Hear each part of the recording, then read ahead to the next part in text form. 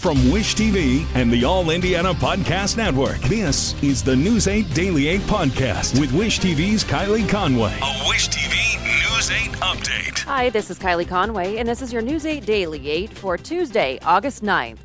FBI agents were looking for classified records when they raided the Florida home of former President Donald Trump last night. That's according to new reporting this morning from the AP. Trump confirms the raid happened, casting it as a politically motivated move, and says it was not necessary or appropriate. The raid is the latest and most dramatic move in an investigation that started months ago to see if Trump or his team mishandled documents when his term ended. To get a warrant, agents have to show probable cause that some kind of crime had been committed. The Justice Department and the FBI are not yet commenting on the warrant. Christopher Wray is the head of the FBI. Trump appointed him to the job.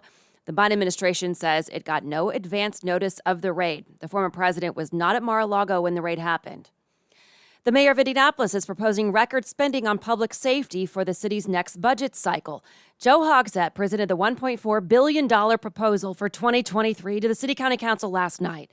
The budget is $100 million more than the year before and has four main areas of focus: violence reduction, investing in infrastructure, education, and a tax break for property owners. As far as the violence reduction strategy, some of the money going to IMPD would hire more than 1,800 officers. Starting pay would increase to at least $61,000 and include a $10,000 signing bonus. The mayor also laid out a 5-year, $1.158 billion infrastructure plan with money going to streets, bridges, trails, sidewalks, drainage, dams, levees, and culverts. The budget proposal also makes a commitment to education. $1 million goes to the new Circle City Readers program that provides reading tutoring for young students. Plus, the budget includes a one-time property tax credit for Marion County homeowners. Now the City County Council is set to vote on the budget in October. A local economic expert says Indiana's business leaders have leverage in the state's abortion debate. So far, Lilly, Cummins, and the Indy Chamber have all criticized the state's new abortion ban. We spoke with Ball State professor Michael Hicks. He explains that corporations typically have the most political weight related to taxes and regulations, but that social issues are important to them too as they try to attract new talent. The new abortion law goes into effect September 15th. Family and friends of the community will soon hold a prayer vigil to remember a funeral home owner who was shot and killed during a robbery Saturday in Indianapolis. James Dixon III ran Dixon Memorial Chapel on Bellevue Place on the city's west side. 2 people are now facing charges for shooting Dixon to death during a robbery. The vigil is set for tomorrow at 5 p.m. in front of the funeral home. Authorities say a drunk driver may have caused a crash that sent 10 children and 2 adults to the hospital. It happened last evening in Fort Wayne. Indiana State Police say a van crashed into the side of a pickup at US 27 and Hoagland Road. According to troopers, the van had the right-of-way. Troopers found the truck in 2 pieces. The van ended in a ditch. Police say the driver of the truck failed to yield and is facing charges. Authorities say both drivers and 10 children, 6 months to 15 years old, suffered mostly minor injuries. And this morning, President Joe Biden and First Lady Jill Biden are back at the White House after touring flood damage in Kentucky. They arrived in the storm-battered state on Marine One yesterday. The Bidens met with families affected by the flooding that killed at least 37 people and displaced thousands more. The president also shared a plan for the federal government to provide support to the people of Kentucky, saying the nation is obligated to help all of its people. Biden also praised first responders for their efforts.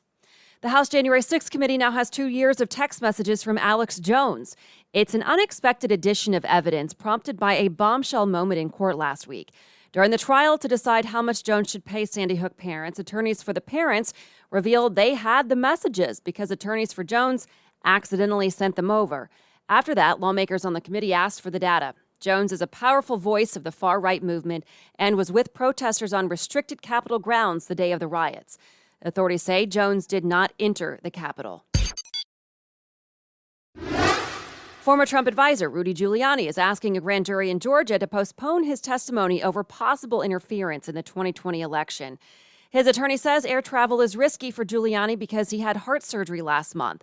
The court rejected Giuliani's offer to testify virtually. His attorney says they want a doctor to reevaluate Giuliani's health status in 4 weeks.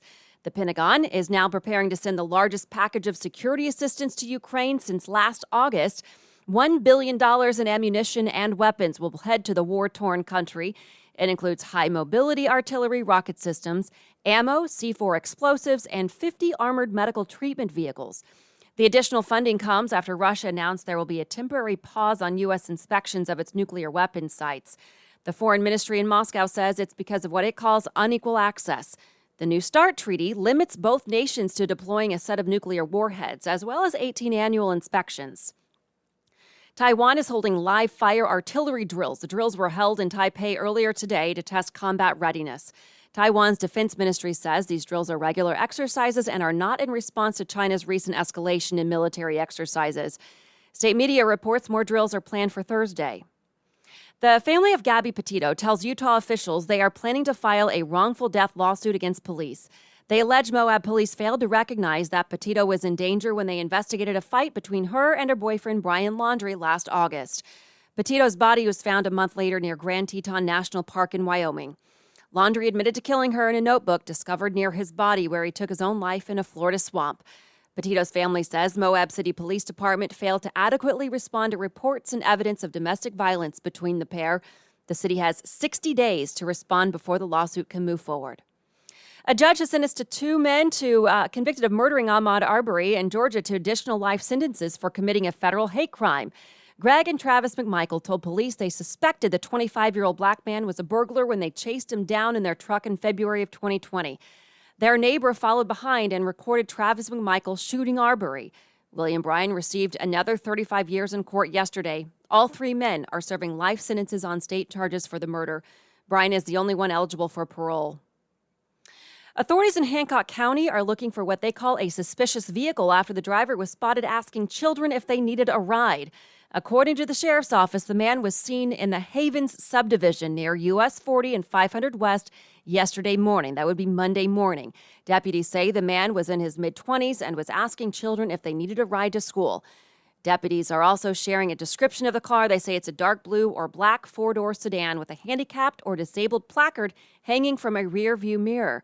If you have any information, including home surveillance video, you're asked to call the sheriff's office at 317-477-1199. And tributes after Olivia Newton-John's death pour in from around the world, including one from her former castmate John Travolta. He shared his on Instagram saying, "In part, my dearest Olivia, you made all of our lives so much better. Your impact was incredible. I love you so much." Newton-John died this week after battling different forms of cancer over the last several decades. She was 73 years old. This has been your News 8 Daily 8 for Wish TV. I'm Kylie Conway, online at wishtv.com, and follow us on Facebook when you search Wish TV. This is the News 8 Daily 8 podcast with Wish TV's Kylie Conway. A Wish TV News 8 update on demand for even more on demand and on the go. Connect with Wish TV on Facebook at wishtv.com and on the free Wish TV mobile app. Thank you for listening, and be sure to like, subscribe, and follow this podcast for updates every weekday morning on the All Indiana Podcast Network and wherever you get your podcast.